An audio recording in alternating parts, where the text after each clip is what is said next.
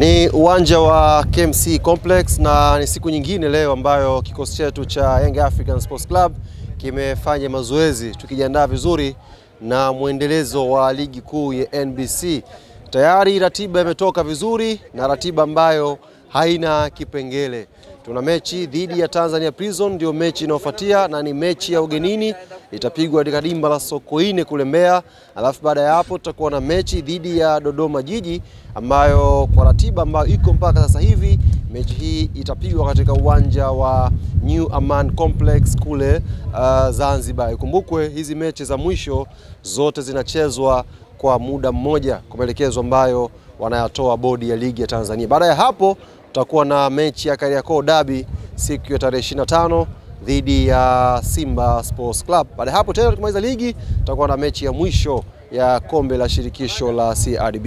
Tizi inaendelea hapa, players wako na morali kubwa na niwaibie tu siri wananchi, tabasamu, furaha, amani imetawala kwenye vifua vya wachezaji wetu na wako tayari kutupambania kwenye tatu zobakia tuweze kusanya pointi 9 na inshallah tuweze kutetea kwa mara nyingine tena ubingwa wetu wa ligi kuu ya NBC ikiwa ni mara ya 31. Hiyo ni rekodi ya kipekee ambayo naamini kila mshabiki, kila mwanachama na mpenzi wa klabu Young Africans anaisubiri kwa hamu iweze kutokea. Kubwa ambalo la kukuhusia ni kwamba ewe mshabiki wa Young Africans ambaye uko Dar es Salaam, uko mikoa ya jirani na Mbeya, anza kujiandaa. Jambo limekuja kwa haraka na uharaka ndo kuna utamu. Tujiandae chapu kwa haraka wanangu, wazee wangu wa basi safari, tujiandae. Safari tena mwenyekiti wa wasemaji nitakuwa kwenye basi kama kawaida wanangu.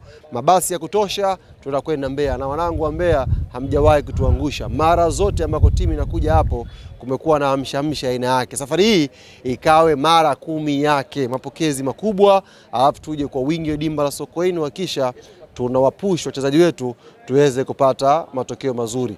Mechi za mwisho hizi sio mechi za mchekea, ni mechi kweli, mechi za kiume. Tupambane, tuungane kama taasisi tuweze kupata matokeo mazuri. Daima mbele, nyuma mwiko.